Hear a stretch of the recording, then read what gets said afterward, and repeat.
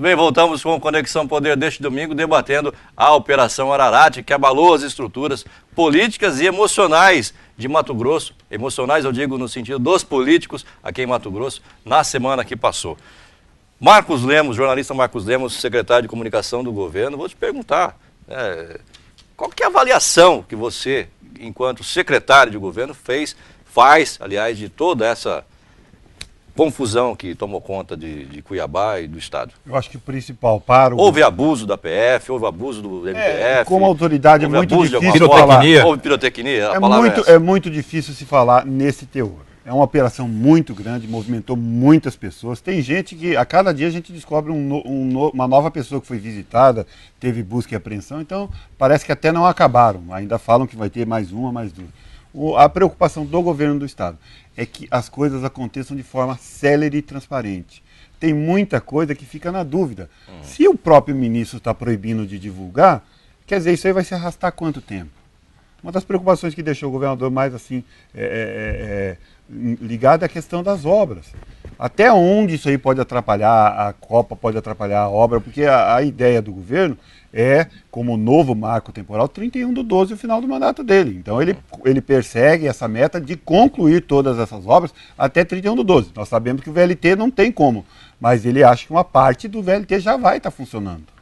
Então essa é a preocupação, é de que o processo judicial seja transparente ao ponto de evitar que se atropele o que está acontecendo no Estado hoje, que são essas obras que estão andando aí em relação à mobilidade urbana, em relação até à própria Copa do Mundo, que está aí próximo de acontecer. Você acha, João, que teve alguma pirotecnia da PF nessa história?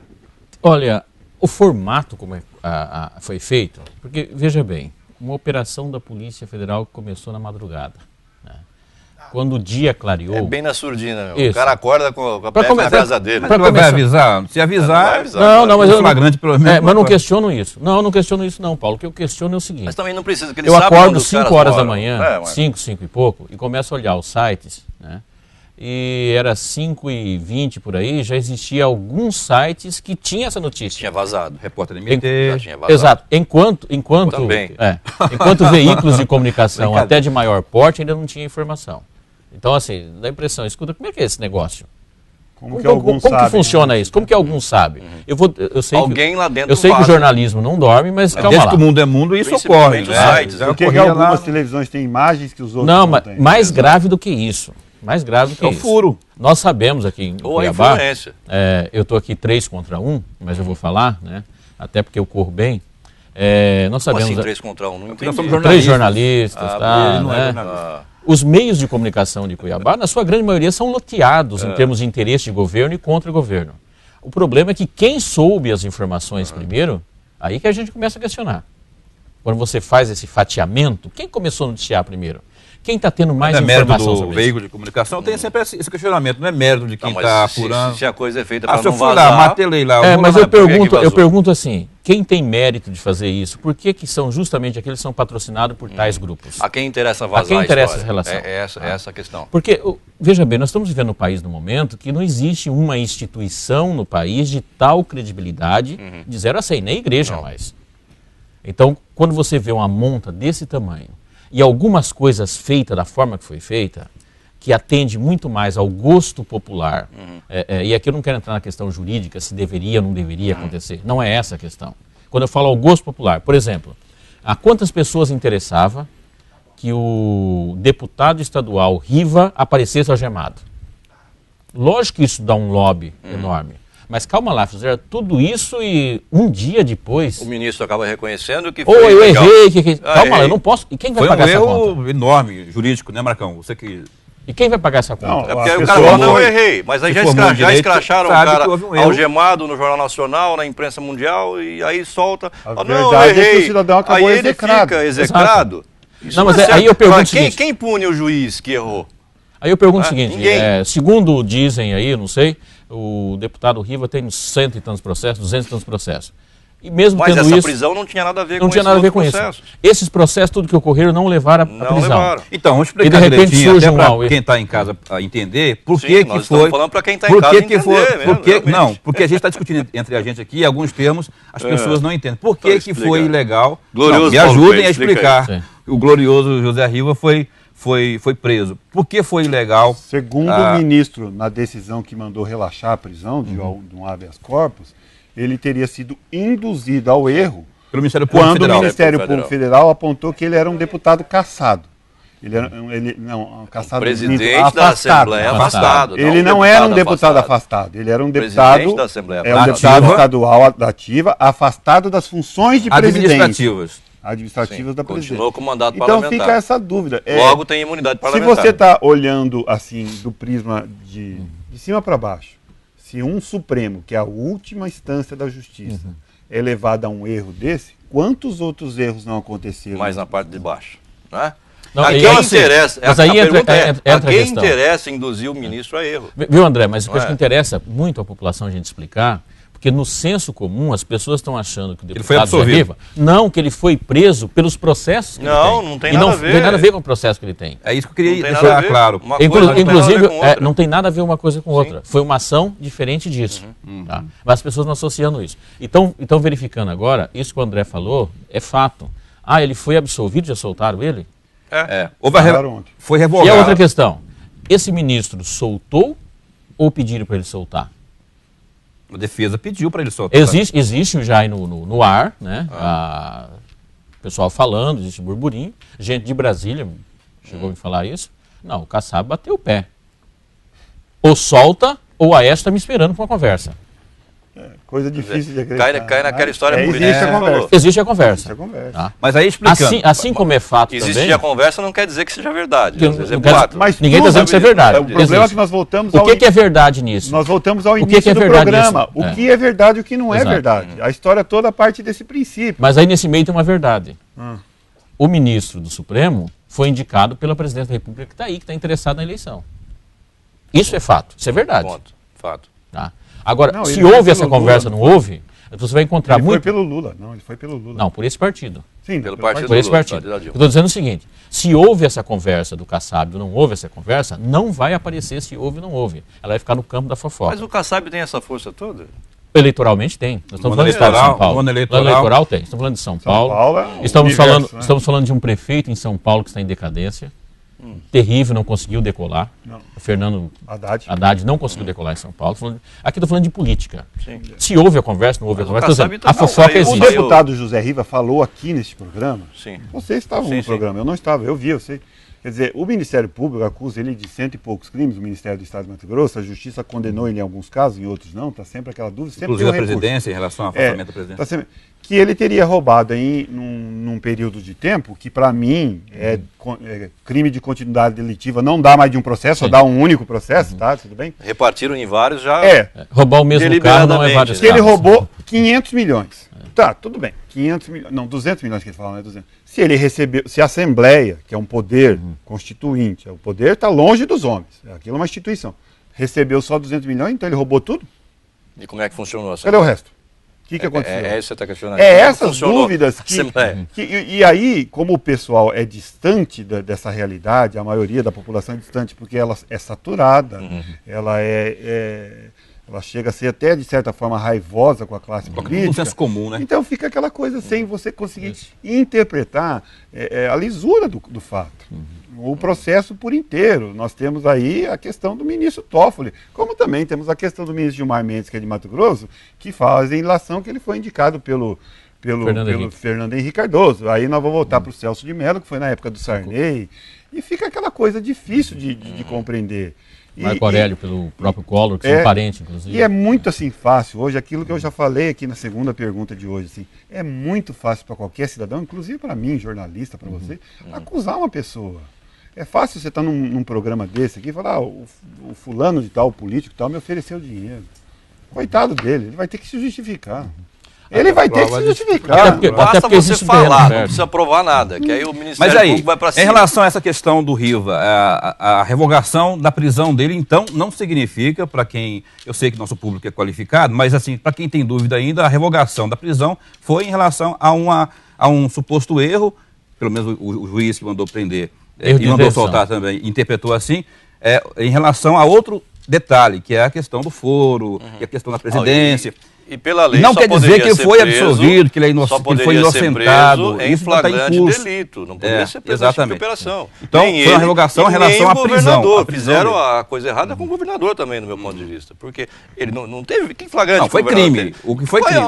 Tem uma arma em casa. Mas que, foi crime. o O registro registro estava foi crime. vencido. Eu ainda tenho dúvidas vamos e disso, não vou venhamos falar, também, porque na sabe? a parte que me Vamos cabe, e da venhamos. conversa com o advogado dele. De quem? Do Do advogado do governador. governador. O que há ali é uma posse irregular. Não ilegal. Nem ilegal ela não é, porque ele tinha posse. O registro, o Tá porte vencido. dele. Todo cidadão que quer ter uma arma, ele tem que ter, Tem que ter o registro da arma e tem que ter o posse porte, da arma. o porte da arma para poder usar. Estava com o registro vencido, então estava irregular. Então é isso que... Agora, Que no caso. quem seria crime. defende sempre tem argumento, quem acusa tem mais argumento. Quem dá o porte, quem dá o registro? Polícia Federal. Polícia Federal. Então, quer dizer, a Polícia Federal tem nos arquivos dela, nos registros dela, o porte ou a posse da arma do governador. Bastava dar uma checada no computador e saber se ele tinha alguma coisa em nome dele, mas se estava vencido ou não, e Me parece. pedir para que- regularizar. Aí você chegou não no- precisava aí você- fazer a pirotecnia Isso. que nós Aí você falamos no chegou- aí você começo, chegou num ponto. que aí eu penso o seguinte: até que ponto a Polícia Federal, o Ministério Público Federal, o Ministério Público Estadual, que aliás também foi alvo da Polícia Federal, o GAECO, enfim, perdem a credibilidade com esse tipo de ação? Aí você Porque chegou num ponto foram na casa do interessante. deputado Riva, prenderam o deputado Riva, o ministro definiu que a prisão foi ilegal, o próprio ministro que mandou prender, mandou soltar, admitindo que foi ilegal.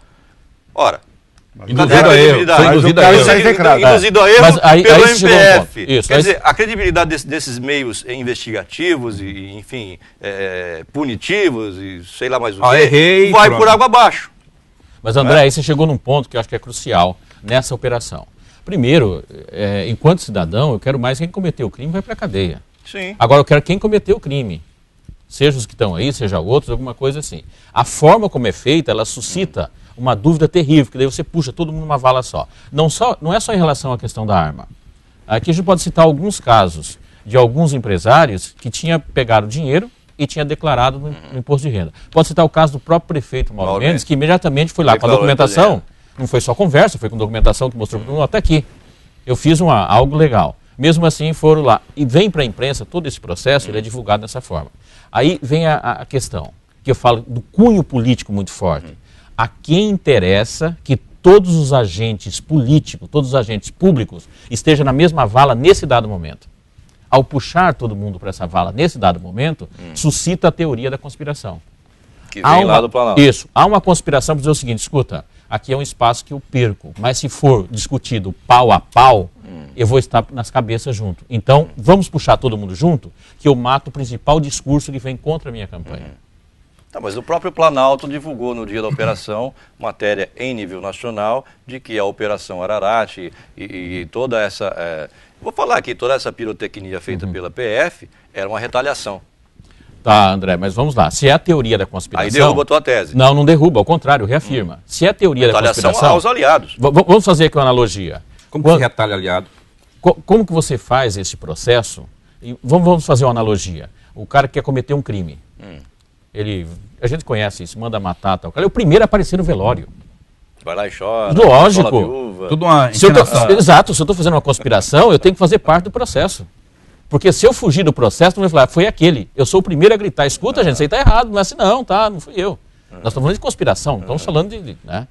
Então, assim, não estou dizendo que Quer existe. dizer, não tem a menor lógica. Exato, não tô dizendo- Não é Mas para ter aí- lógica. Mas aí você começa a convalidar a teoria da judicialização. Sim. Porque nós estamos aí com a ministra Eliane Calmon, se nós vamos falar de pirotecnia, ela fez Exato, muita muita. pirotecnia no Sei. CNJ. Aliás, especialista nisso. Sim, claro, e engraçado, né? Ela tem uma carreira indiscutível na justiça, seja no STJ. Mas por que ela só fez no CNJ?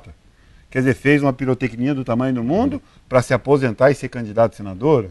Nós temos o caso do senador Pedro Táxi. Tá aí, ó. O discurso dele, assim, tá na página dele, né? Que os homens de bem têm que ocupar os espaços para eles não serem ocupados. Ele não termina de falar a frase pelos homens que seriam supostamente corruptos, o de mal, quer dizer, vamos botar todo mundo na mesma vala. Quer dizer, por que o mandato de senador dele dá mais poder para ele fazer isso do que como procurador? Por que ele não fez enquanto procurador? Temos também o mesmo... Ele combateve. Temos a mesma questão do juiz Juliero, que deixou também, agora está na política. Temos o companheiro deles aqui, que era procurador aqui, que é o Mário Lúcio Avelar, que agora é candidato a governador lá no Tocantins. Exato. Quer dizer, então o que é? Vamos dominar o poder? É a assunção? Vamos assumir o poder e tomar conta. Só fazendo uma ressalva que esse pessoal que você citou aí fez um trabalho combativo enquanto juiz, enquanto magistrado, enquanto procurador da República, no caso. Eu não contesto isso. E o holofote jurídico credenciou para o holofote político. Sim. Eu queria vamos encerrar esse assunto, nessa mesa redonda, eu quero colocar, triangular. Por isso não é uma mesa redonda. Eu vou lhe processar, como o Eduardo Camão falou. Deixa eu falar aqui a questão do Riva ainda, porque o deputado Riva, que inclusive amanhã, segunda-feira, pelo que a gente tem informação, vai dar uma entrevista coletiva para explicar aí sobre essa ação, os 4 dias que ele passou lá na Papuda, e explicando também o que ele acha dessa, se é pirotecnia ou não. O professor João Edson... Não foram 4 dias, foram 2. Quinta e sexta. Né? Exato. Não foram 4. Enfim, Enfim, os dias que ele passou, que ele teria passado lá. Terça foi a operação, quarta eles estavam em Brasília, na quinta já. O Riva, deputado Riva, deixa de ser o Riva, o poderoso no sentido melhor da palavra, tá? No estado de Mato Grosso, com esse episódio, mais esse episódio de agora... Aquele que votava mais pelo fato de ter saiu, sido preso ilegalmente, como disse o ministro. Ele deixa de ser o Riva, que sempre foi campeão de votos, apesar de ele se declarar que não será candidato desse ano. Ele deixa de ter esse respaldo popular? Paulo, uma coisa que a gente tem que entender, aí nós estamos tratando de política. A política, ela é lidada muito mais pelo amor e o ódio do que pelos fatos.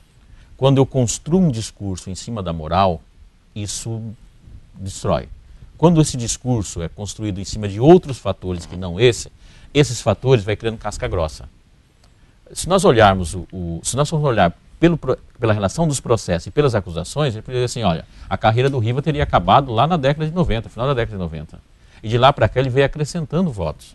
Então, em termos eleitoral, para uma disputa de governo de Estado, teria significado. Para Senado, teria significado. Mas para ser deputado estadual, não. Não tem significado nenhum.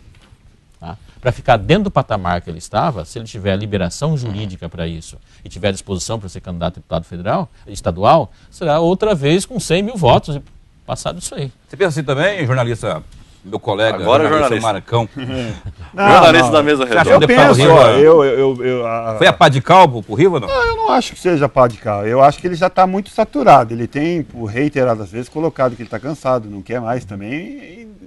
Desgaste esse clima. Mas você acha que agora ele vive no inferno astral muito grande, vai tentar se reeleger? Já que nós falamos de história aqui, nós podemos voltar no tempo, pode voltar a Hammurabi. É tempo pra caramba. Hammurabi disse, e essa frase vale até hoje, um povo não tem a tendência de ser melhor do que seus governantes. Sim. Então nós estamos discutindo aqui processo do governante. Quem disse que o povo é melhor do que isso? Quem disse que o povo quer algo diferente? Se fosse assim, a nossa eleição ia ter lá 10% só. Porque esse papo é muito comum. Agora aconteceu isso, eu conheço um conjunto de pessoas, vocês também devem conhecer. O governante é o reflexo da população. Exato. A população brasileira mas é sabidamente conceitual a população que o Riva é um grande que dá um jeitinho, que sempre dá um jeitinho. Esse conceito é mais forte do que o... É unânime, quase unânime isso. Como você falou, ele não construiu o discurso dele em cima de moralidade, mas em cima de trabalho. Ele não construiu dizendo uma relação de acusação. Aliás, ele é um deputado que você nunca vê ele acusando. Quer dizer, essa prisão não afeta em nada eleitoralmente. A questão de trabalho. Na base dele lá pode afetar o seguinte, aonde afeta? Na formação de palanque. Aí começa a afetar. Aí tem peso. Isso. Negativo ou positivo? Paulo é candidato a governo do Estado. Eu quero os votos do Riva, mas não quero o Riva no meu palanque. Isso vai acontecer. Tá? Essa é uma outra situação. Aí o Kassab, você acabou de citar aí. Exatamente. Suposta... Agora, para ele, pessoalmente, se falar assim, eu quero voltar para a Assembleia, tenho condições jurídicas de voltar para a Assembleia, se candidatar, está eleito com 100 mil votos. Se tiver condições jurídicas. Fica difícil você também compreender como é que a justiça tira o mandato de quem recebeu 100 mil votos. Aí que eu acho também que tem um certo exagero. Desacredita o voto popular. A justiça popular acaba tomando certas decisões, a justiça eleitoral toma certas decisões que vai contra a vontade da maioria. Aí Marcos, então por que deixa o cara ser candidato? Então, exato. Aí, Marcos, você mexeu numa questão que a eleição passada agora, 2012, foi aberrante no Brasil. eu não sei o percentual, mas é um conjunto muito grande de candidatos que foram candidatos, foram eleitos Com liminares. e depois perderam. Nós temos um exemplo aqui em Depois Mato Grosso. perderam o mandato Não, e nós temos um exemplo aqui em Mato Grosso que eu considero ridículo, que é o Oscar Bezerra. Oscar Bezerra teve quase... Ex-prefeito da cidade de Juara. Juara, que aliás é o Marido do deputado do territorial do deputado Riva. Oscar O homem Bezerra. da Borduna. Isso. O homem da Borduna. Oscar Aquele que Bezerra. bateu no deputado Dilmar Dalbosco com Borduna. Oscar Bezerra foi candidato em batido, Juara, pelo menos. né, sobre condição de eliminar. Foi eleito, ele sozinho tinha quase o dobro de voto de todos os outros. Foi caçado. Foi cassado. Quer dizer, o voto popular não vale Quer nada. dizer, a vontade popular foi Mas se suprimida. houve irregularidade do ponto de vista jurídico... Aí vem a questão da Por irregularidade. que, Se que você, deixou ser candidato? por que deixou ser candidato? E se você pegar... Aí A entra a justiça questão do não é bom célere. senso. Exato. Não, mas tem outra Tem questão. falhas. Mas aí que é engraçado, né? Ela não é célere até no dia... Foi no dia, acho que 5 de outubro. Até dia 5 de outubro ela não foi célere. Mas no dia 8 já era. Já. Uai, Opa. escuta, o que é isso? Esse aí, não. Pessoal, vamos mudar um pouquinho o rumo aqui. Já falamos bastante do governador. Falamos até do Silval, Riva. Falamos do Riva. Mas para encerrar esse assunto Riva e Silval, eu quero voltar a tocar num assunto do Silval. Depois nós vamos entrar na questão do Éder Moraes, que aliás continua preso em Brasília. Marcos Lemos, você como secretário de comunicação participou, acompanhou o governador no momento que ele se apresentou à Polícia Federal. Ele chorou realmente? Ele chorou realmente e a Polícia Federal, a Procuradora Federal, impôs uma fiança de R$360 mil, como publicou ontem o site Repórter MT? Olha, houve valores lá que foram, que nessa hora eu estava fora da sala, estava com a imprensa lá aguardando a decisão lá. Mas houve uma conversa de que teria sido pedido um valor bem aquém da realidade, né?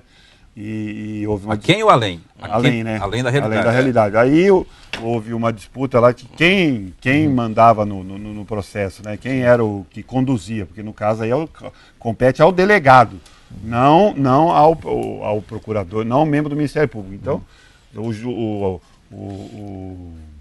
delegado mesmo, federal arbitrou R$100 mil.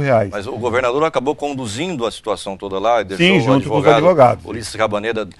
Ele estava com mais de um advogado, tinham 3 advogados Porque acompanhando o ele lá. doutor Rabaneda confirmou pra gente essa questão dos Sim, 360 mil. houve um pedido assim, por esses valores aí, um pedido formal do Ministério Público Federal. E ficou aquela discussão de advogado com procurador, com procuradora, se era ou não era, que quem tinha que arbitrar era o delegado acabou assumindo. Tinha que levar, aí se fosse Arbitrou. Ou então o delegado Ia também se acabar indo pra eximia Brasília, e o acabar governador ia ter que ir mandando a pra decisão Brasília, para quem é o juiz prevento, que é o primeiro juiz, no caso, o ministro Dias Toffoli. Né? Essa é a regra legal. Agora, como existe muita ilação no que é verdade e no que é complicado. Marcos, você que teve com o governador, o fato em si, veja bem, eu estou lá dormindo, de repente sou acordado, Polícia Federal na porta, de repente era por uma coisa, virou outra, porque eles não foram lá procurar arma. Não, Não, for lá procurar a história Mas se achar irregularidade, ele tem que... Não estou discutindo isso, Paulo. Não, era o caderno... eu estou discutindo a situação. O caderno espiral que o delator colocou lá, que existia um caderno que o governador, durante a campanha... Fui lá procurar o caderno, encontrei a arma e, de repente, o governador é obrigado a fazer acompanhamento e ir até lá. Qual foi o efeito psicológico sobre o governador disso? É verdade como que ele chorou, estava? Marcão? Não, ele não chorou. Como Claro que ele se abate, como qualquer político. Não tem como você se abater. Você mora num prédio de apartamento, você tem vizinhos, você está com a Polícia Federal ali. Ali durante a manhã que eu estava na casa dele lá, as pessoas passavam, olhavam, paravam para ver. Difícil não perceber a Polícia Federal lá. Difícil Teve gente que filmou do outro prédio. Tem gente que filmou do outro prédio. Teve site que publicou Aí aí. o pessoal sai com o giroflex ligado. A polícia liga sirene os homens de preto lá, desnecessariamente, eu também acho, porque em nenhum momento o governador se recusou a recebê-los, se negou a prestar qualquer tipo de informação. É isso que eu coloquei lá. Ele acompanhou toda a busca e apreensão na casa dele, ele foi pessoalmente na Polícia Federal, espontaneamente determinado, não vejo isso. Ele estava até tranquilo. Mas, pô, ele é um político, ele sabe que isso acaba afetando a imagem dele. É difícil depois você explicar isso para um cidadão comum. Como é que você explica isso aí? que houve um excesso, houve exagero. É essa dúvida cruel que fica na cabeça do cidadão. Pô, por que você prendeu o cara amanhã para soltar daqui 2 dias? Olha a força, Olha a força da mídia para o cara que foi preso, a mídia negativa. O jornal A Gazeta do dia seguinte, ele... A casa caiu.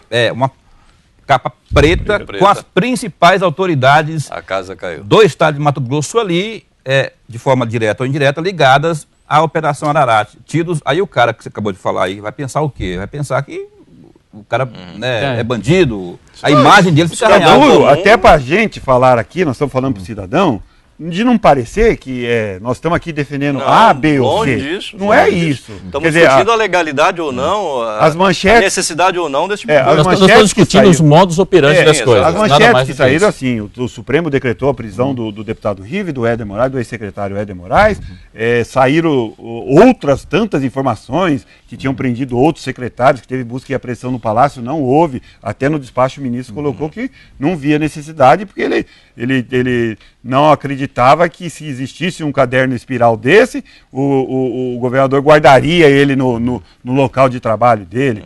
Então, quer dizer, essas dúvidas que ficam distantes do cidadão, não chegam para o cidadão, que acaba execrando o político.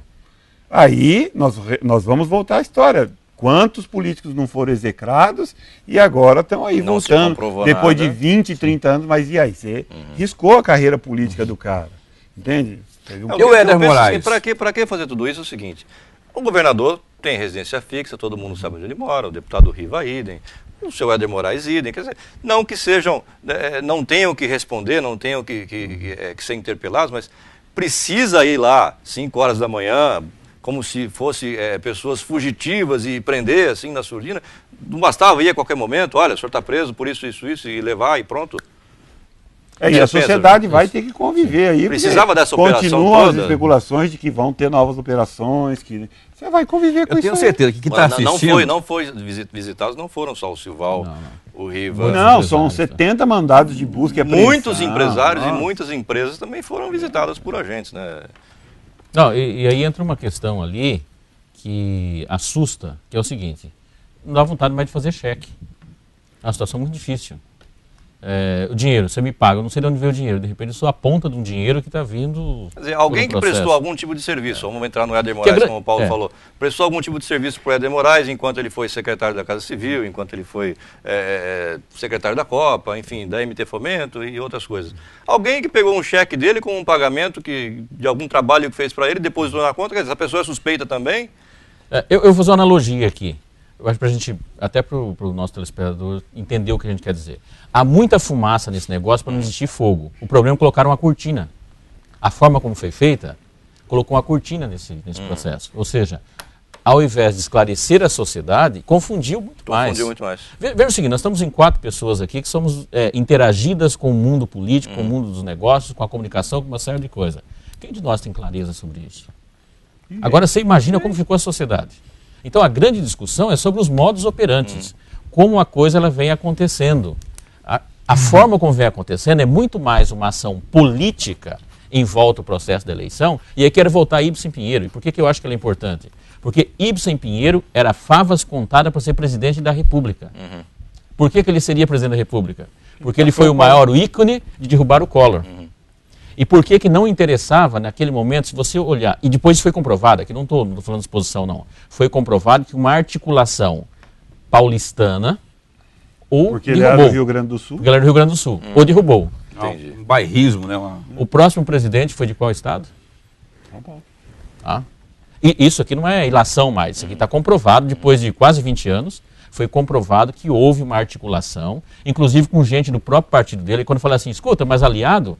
Calma lá, ele era do PMDB e parte do processo foi desenvolvido por pessoas do PMDB. Existem pessoas, cientistas, políticos também, outras pessoas que comentam, que falam que existe uma grande orquestração contra Mato Grosso, porque é muito poder, é poder financeiro, é poder produtivo, existe uma má vontade contra Mato Grosso, porque vai explodir, é uma coisa natural, não sei o que, vai se tornar a grande bola da vez. Então, a gente fica sem saber. É a mesma história da ex-companheira ou ex-esposa do delator, do Júnior Mendonça. A Carina Nogueira está falando por aí que ele construiu o império dele baseado em carros roubados e tráfico de droga. Então, e aí? Aí ele resolveu ser bom depois de uma certa tempo e vai acusar todo mundo? Aí que você fica na eterna dúvida. Eu queria colocar onde entra Blairo Maggi, Éder Moraes, nesse balaio de gato, que nem tudo é gato, como você fala. O Éder Moraes, que inclusive foi canetado 2 vezes por 2 juízes federais. Ele fala lá no relato que no o Éder chegou em nome do governador Blairo Maggi, do então governador e do vice, que era o Sival Barbosa, depois viria a ser governador, para fazer operações. Quem garante que houve? Você acha que um governador conhece 100 mil funcionários públicos que trabalham no Estado? O governador tem secretários, porque ele não tem como trocar uma máquina inteira. Assim como o prefeito de Cuiabá. Esses dias eu vi um número aí, em São Paulo deu 15 minutos de chuva lá, disse que abriu 9 mil buracos. Arrebenta. Então, quer dizer, como que você toca toda uma máquina dessa? Você tem que ter... isso não é justificativa para falar que você pode cometer atos de ilegalidade, roubo, corrupção. Não é isto.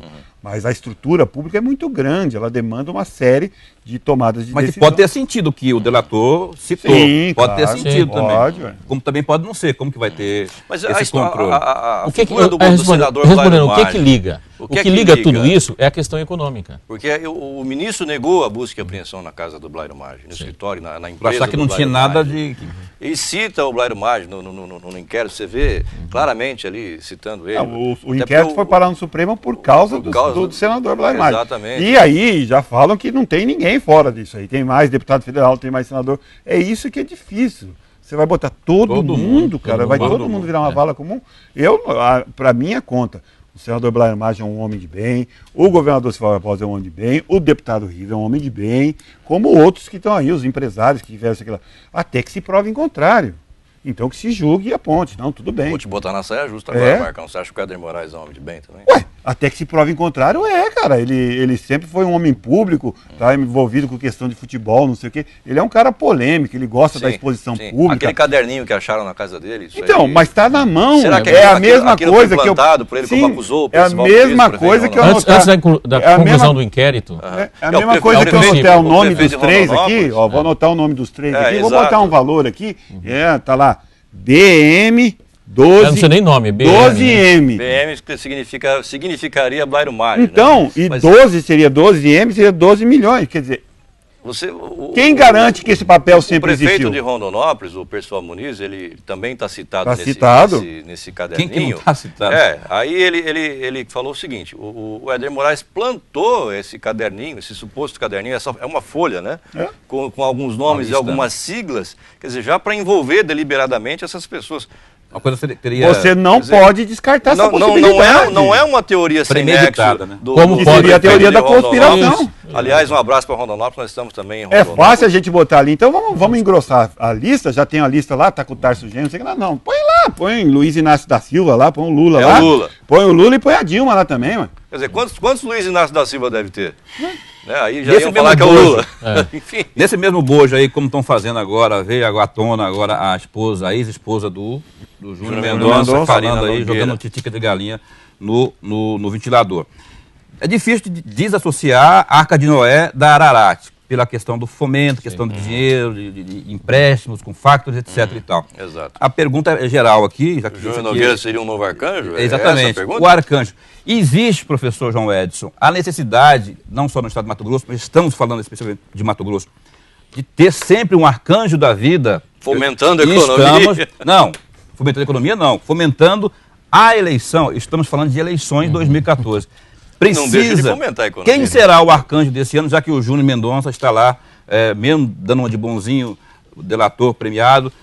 Quem será o arcanjo desse ano? Já que para movimentar as campanhas eleitorais, majoritárias principalmente, tem que ter uma figura que facilite o acesso desses agentes políticos a bufunfa, o dinheiro. Eu vou começar com a brincadeira, Paulo, porque o meu pai... Gloriosa bufunfa, né, Paulo?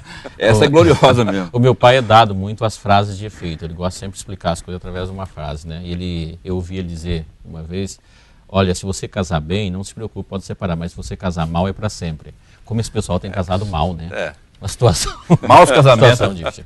Paulo, de uma forma ou de outra, o financiamento de campanha, principalmente o bojo do financiamento de campanha, que nós vemos num país hipócrita, existe uma hipocrisia violenta aí sobre a caixa 2 de não sei o quê. Foi o que eu falei no primeiro bloco, né? Tem muita hipocrisia. Exato. Tem muita gente boa que pegou dinheiro em FEC. O financiamento de campanha em Mato Grosso, ele ficou prejudicado. Não ficou prejudicado porque o pessoal ia pegar dinheiro lá. Ficou prejudicado pelo seguinte, muitas das pessoas que iam colocar dinheiro em campanha não vão colocar mais. Não vão colocar mais. Quer dizer, a Todo mundo campanha pode ser pobre. Exatamente, empobreceu a pobre. campanha. Isso é fato. Eu conheço pessoas aí que falaram, olha, Deus o livre, vou dar dinheiro na parece. Não, e aí vai até engraçado, vai ferrar um monte de jornalista, um monte de cientista político que também trabalham em campanha política, cinegrafistas também, nós temos aqui atrás da câmera. Aqui é trabalho profissional. Não vai ter emprego para todo mundo, não vai ter chance para todo mundo, porque a campanha vai ser pobre. É o que você está falando. É conceitual, é comum você ver isso em filmes, na campanha americana, é comum, eles fazem jantares, fazem doações. Qual que é o problema de fazer doação? É esse o problema. Por isso que eu sou contra a legislação. A história é o favor. Eu sou contra esses freios. O que está se falando é de onde veio o dinheiro da doação, né? Se é o dinheiro limpo ou se é o dinheiro sujo. As pessoas vibram com... Toda vez que sai um negócio aí, porque assim, o desejo de vingança do brasileiro é maior do que a consciência política. A vontade de vingança é muito grande. E vingança é um negócio complicado. E vingança não é consciência. Eu vou me vingar de você porque você passou a ter algo que eu queria ter e não tive. Exatamente. As pessoas têm raiva do cara. Mas por que você tem raiva? Não gosto da cara dele. Porque pegou tal coisa, chegou na minha frente. Tá? Que ser rico é crime. Né? Quando eu falo que a legislação, é pecado, a legislação eleitoral, quando sai lá, lei da ficha limpa, o pessoal vibra. E todo mundo quer ser rico, né? Aliás, eu sou contra a lei da ficha limpa. Mas não sou contra que é um outro assunto bem polêmico também, né? Que dá um programa só. Vamos o Marcão falou sobre isso aí, André. Eu queria que o tempo está acabando. Só para concluir rapidinho. Já me deram o sinal eu sou a favor que acabe com já. esse tipo de legislação, abra a campanha política, com um show, com seja o que for, mas que tenha uma fiscalização suficiente para que seja tudo declarado. Claro. Você deixa o jogo de igual para igual. Porque o Brasil é um país que vive de coisa de utopia. Ele proibiu camiseta, boné, porta-título e caneta, como se isso comprasse o voto de alguém. Exato. Alguém vai dar o seu voto porque você recebeu uma camiseta que invariavelmente é feia, porque tem nome de alguém. Que não vai servir para nada. Vira pano de chão, né? Então, esse ano vai ser um ano pobre, do ponto de vista das campanhas, a opinião do Marcão, porque ele falou, e eu queria muita opinião, porque eu gosto de ouvir o Marcão falar, como jornalista, porque ele é um cara que a gente aprende muito com ele. Você acha, na sua avaliação, 2014, em função de toda a parafernália que está havendo aí, pirotecnia ou não, você acha que vai ser um ano pobre? O pessoal assustou muito. Vai ser muito difícil você convencer uma pessoa de bem a participar de uma campanha, doar, mesmo que legalmente, porque aí o cara doa, eu sou candidato, doei para o João Edson, aí eu fico 4 anos longe do poder, porque aí se o João Edson falar, não, vou te contratar, você tem uma empresa. Ele doou para a campanha. Aí é uma coisa... Aí entra na vala comum também. É uma coisa assombrosa, quer dizer, então é duro também. Eu acho que o cara, assim, fica... eu tenho uma teoria seguinte, da UTI. Você tem um leito de UTI, vamos supor que lá em 30 dias passam 30 pacientes, um por dia. 29 sobrevivem, um morre. A notícia do que morreu é bem maior do que a dos 29. Gente, o nosso tempo está estouradíssimo, a Marília Gabriela está lá dando sinal já para entrar no ar. Gostaria que você, Marcão, e você também, João, fizesse as considerações finais e sei que vocês não são profetas, mas dá para prever alguma coisa? É cedo. Um desdobramento dessa operação? Não, ainda toda? É cedo, vão ter milhares e milhares de desdobramentos, a justiça é difícil, vão chegar novas denúncias, vão aparecer aproveitadores aí, que vão falar que viu uma negociação, que presenciou, que supostamente, que viu mala de milhão entrando, mala de milhão voltando, e como a própria justiça dificulta, né, está sob segredo. Aí aparece o cara, parece um fotógrafo no papel dele, o jornalista também, o cara com 3 milhões no saco carregando. Parece que a polícia botou no saco transparente para turma ver que era dinheiro mesmo. É difícil falar em previsão. Você, João. O João, assim, sobre o ponto de vista da moralidade, eu queria que o senhor, nas suas finalizações aqui, usasse isso, um termo que você disse aqui, tom da moralidade. O quanto isso é escandalizante e quanto isso vai influir no processo eleitoral desse ano. Isso que eu falo é Ararat, essas denúncias aí. Muito. Tudo isso aí vai ser levado para o palanque. A prova que vai ser levada para o palanque, dá uma olhada no seguinte. A Operação Ararat foi terça-feira. Terça, dia 20. Nós estamos na sexta... Nós estamos no domingo. No domingo. Nós estamos no domingo. quinta a sexta-feira, já tinha grupo de pessoas, tudo ligado a partido político, já pedindo impeachment de alguém que supostamente foi pego lá. Ou seja, o que vai ocorrer nesse processo todo? Você está falando daquele grupo do PT que pediu a cassação do Mauro. Pediu a cassação do Mauro. Quer dizer, Impeachment do Mauro. Impeachment. Antes de ser explicado o fato... Impeachment ou cassação? O que ele pediu, afinal de contas? Não, é crime eleitoral, eles alegam que é eleitoral, quer caçar o registro dele, aí ele perde o mandato. Sobre a condição de uma suspeita de uma operação, ou seja, não tem nenhuma conclusão em relação a isso. Fator extremamente político, ou seja, nós estamos vivendo um momento tão sério, Paulo, em termos disso, que o elo da moralidade é uma... Foi embora, acabou. Ou seja, nós vamos construir uma eleição dentro de uma vala de lama. Esses advogados que foram lá pedir o impeachment trabalham para o partido político, para o PT. Para o PT. E você continua dando volta no próprio toco, né? Então, quer dizer, aí você vai remeter... Agora entra uma questão, se alguém conseguir emergir, sobreviver disso, escapar disso, lógico que a chance dele será maior. Aí, André, você que quase não me deixa falar aqui nesse programa, talvez a saída fosse a tal do financiamento público de campanha, que acabaria com toda essa parafernália. Mas será que o cidadão lá do interior vai aceitar? Você já não tem o dinheiro para a saúde, não tem para a educação, ainda vai gastar com eleição? Tanta coisa. Eu gosto do modelo americano. Abre. E a fiscalização vai em cima, resolve. Senhores, nosso tempo esgotou. Eu tenho mais 5 agradeço muitíssimo, você não vai fazer. Agradeço muitíssimo a presença sua, Marcão. Eu que agradeço a oportunidade. Você lá na Secom. Tá gostando lá, Marcão, do Trump? Não, é um... Desde abril que você tá lá. Um desafio muito interessante. Você tá arrependido? Não, de maneira nenhuma. Me animei muito com a Copa. Tô brincando. O governador tem uma tranquilidade, ele é uma pessoa... Eu acho que o principal motivo que me levou a aceitar foi o fato dele mesmo abrir mão de um futuro político, porque nós não sabemos se ele iria ganhar ou não uma eleição, para continuar um compromisso que ele assumiu com o eleitorado, com o Mato Grosso. Marcão, obrigado mais uma vez. Obrigado, amigo. João Edson, obrigado. Você também. É a primeira vez que você está. Olha, foi um prazer enorme. Espero que você volte mais vezes. Estou à disposição. Foi um prazer enorme. Adorei o papo. Você em casa, obrigado pela sua audiência. Voltamos então no próximo domingo, logo após o programa Silvio Santos. Fique agora com a Marília Gabriela. Tenham todos uma ótima noite, uma excelente semana. Até domingo. Tchau.